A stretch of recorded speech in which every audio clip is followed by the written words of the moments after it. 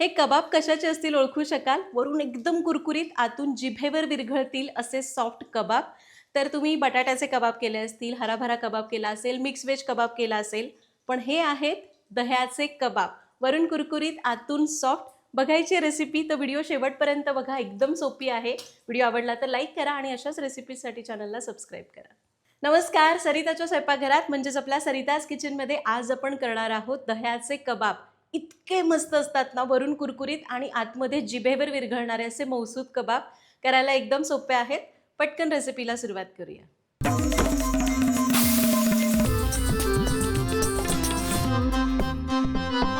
तर बाकीचं साहित्य तर बघायचंच आहे, पण दही कबाब आहेत त्यामुळे दही आधी आपल्याला तयार करून घेणं गरजेचं आहे. तर त्यासाठी इथं मी 1 किलो दही घेतलेलं आहे. आपलं हे घरी लावलेलं साधं दहीच आहे, पण आपल्याला याला घट्ट करून घ्यायचं आहे. तर त्यासाठी मी काय केलं आहे, एका भांड्यावर पुरणाची जाळी ठेवली आहे, त्यावर स्वच्छ कॉटनचा कपडा ठेवलेला आहे. त्यावर आपल्याला हे दही काढायचं आहे. आता याला व्यवस्थित असं पोटली करून घेऊयात. एकतर तुम्ही रात्रीच्या वेळी हे असं करून व्यवस्थित बांधून टांगून ठेवू शकता. खाली एखादं भांडं ठेवायचं.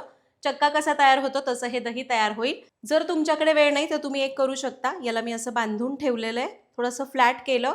वर अशी जड वस्तू ठेवायची. आणखी थोडी मोठी ठेवली तरी चालेल, पण अशी सपाट असावी, व्यवस्थित दाब पडावा.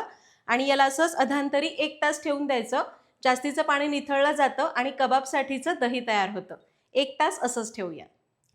तर 1 तास झालेला आहे. आपलं छान दही घट्ट तयार झालं आहे. हे बघा, इतकं पाणी याच्यामध्ये खाली शिल्लक राहिलं, जे आपल्याला काढून टाकायचंच होतं.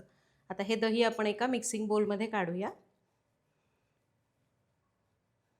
दही तर आपण छान तयार करून घेतलं आहे. आता यासाठी लागणारं बाकीचं साहित्य बघूया. तुमच्या पुढे स्क्रीन येईल, लिहून घ्या किंवा स्क्रीनशॉट काढून घ्या.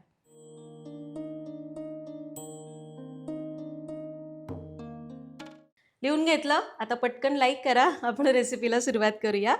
तर आपण 1 किलो दही घेतलं होतं, त्याला टांगून घट्ट करून घेतलं. आता यामध्ये घालायचं आहे 100 ग्रॅम पनीर, जे ताजं असावं आणि बारीक किसणीने किसून घालायचं, म्हणजे कबाबला चांगलं बाइंडिंग येतं. तुम्हाला पनीरचं प्रमाण आणखी वाढवायचं असेल तरी चालेल. पनीर झालं. आता एक लहान बटाटा उकडून घेतलाय, तोही चांगला बारीक किसणीने किसून घालायचा. एका स्टेजला जाऊन वाटलं की दह्यात थोडंसं पाणी शिल्लक राहिलेलं आहे, तर तुम्ही बटाट्याचं प्रमाण वाढवू शकता, म्हणजे कबाब व्यवस्थित तयार होतं.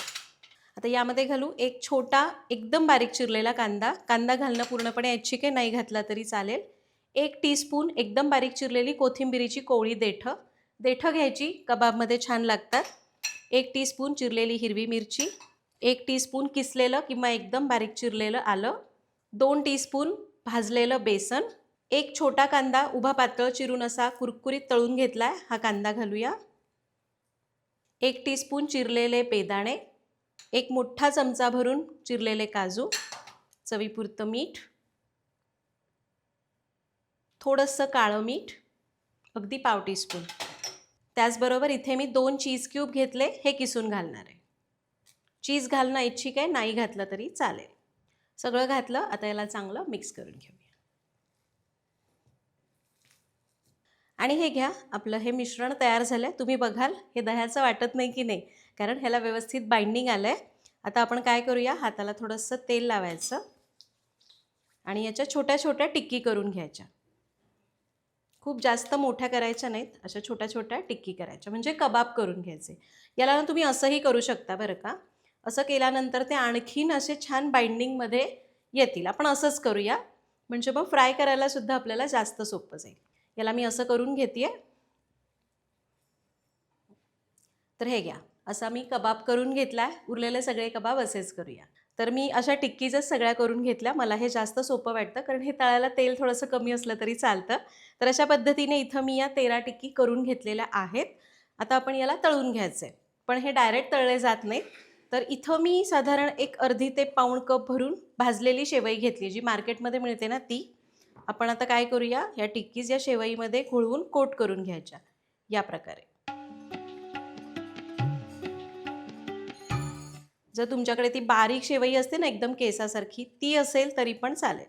आणि हे बघा, याला आपण कोट करून घेतलंय. बाकीच्या टिक्कीज अशाच कोट करून घेऊ. आणि हे बघा, सगळे कबाब आपण या शेवईमधून कोट केले. तुम्हाला जर वाटतंय शेवई खूप कडक आहे, चुरली जात नाही, तर थोडंसं मिक्सरला असं भुरभुर 1-2 वेळा केलं तरी चालतं किंवा ती एकदम बारीक शेव असेल ती वापरली तर छान कोट होते. ठीक आहे. आता कबाब फ्राय करूया. पण तुम्हाला वाटतंय की हे कबाब मला आत्ता लगेच करायचे नाहीत किंवा आणखी छान हवे असतील तर तुम्ही एक करू शकता. हे कबाब असे याला कोट करायचे आणि फ्रीजमध्ये एक अर्धा पाऊण तास ठेवून द्यायचे आणि मग फ्राय करायला घ्यायचे, ते आणखी छान लागतील. आता इथं काही फ्रीज नाहीये, पण मी यांना अर्धा तास असंच ठेवून देते. हे छान असे सेट होतात, तोपर्यंत आपण यासोबतची चटणी करून घेऊ. त्यासाठीचं साहित्य स्क्रीनवर दिलंय, लिहून घ्या किंवा स्क्रीनशॉट काढा.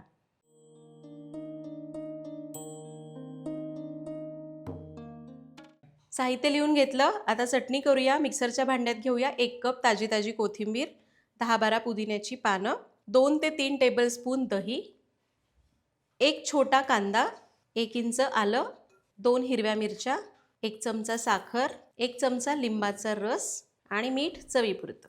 अगदी थोडंसं पाणी घालू किंवा पाणी न घालता याला बारीक करून घेऊ. आणि हे घ्या, आपली चटणी तयार झाली. कबाब सेट झालेले आहेत. आपण लगेच शॅलो फ्राय करू.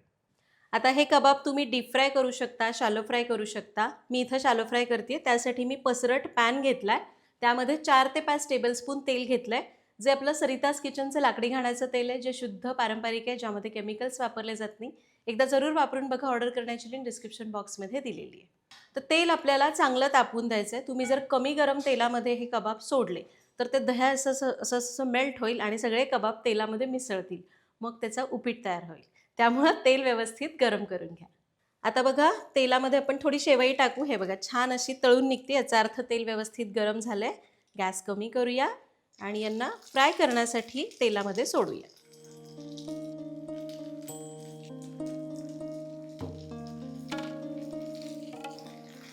आता गॅस आपण कमीच ठेवू आणि हे एका बाजूने साधारण 1 मिनिटासाठी फ्राय करून घेऊ.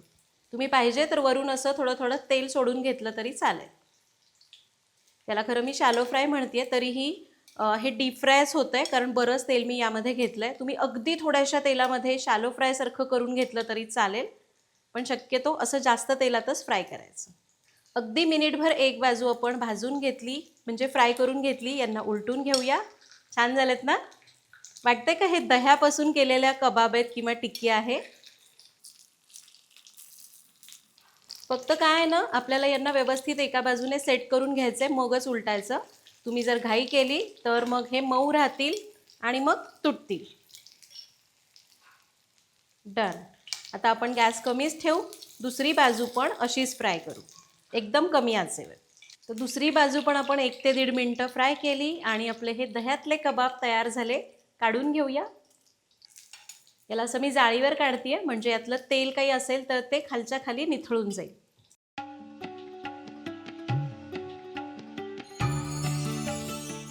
वरून एकदम क्रिस्पी आणि आतून जिभेवर विरघळतील इतके सॉफ्ट दह्यातले कबाब. उरलेले कबाब असेच फ्राय करून घेऊ. तर हे कबाब तुम्ही असेच करून फ्रीजमध्ये ठेवा आणि आयत्या वेळी 3 ते 4 मिनिटामध्ये 7 ते 8 कबाब शॅलो फ्राय करू शकता. तसे शॅलो फ्राय करून घ्या आणि आयत्या वेळी तळून खा. तर अशा प्रकारे आज आपण इथं हे कबाब तयार केले.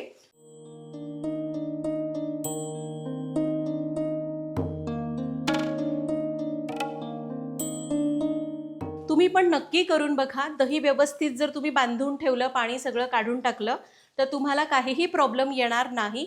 दुसरं म्हणजे अगदी तरीही तुम्हाला वाटलं की थोडंसं मिश्रण पातळ होतंय, व्यवस्थित टिक्की तयार होत नाही, पाणी सुटल्यासारखं वाटतंय, तर थोडंसं भाजलेलं बेसन आणखी वाढवू शकता, पनीर आणखी वाढवू शकता किंवा बटाटा वाढवू शकता. जसं तुम्हाला सोयीचं पडेल तसं करू शकता. नक्की करून बघा. काही डाऊट्स असतील तर कमेंट्समध्ये विचारा. मस्त कुरकुरीत असे कबाब. भेटूया पुढच्या भागात. धन्यवाद.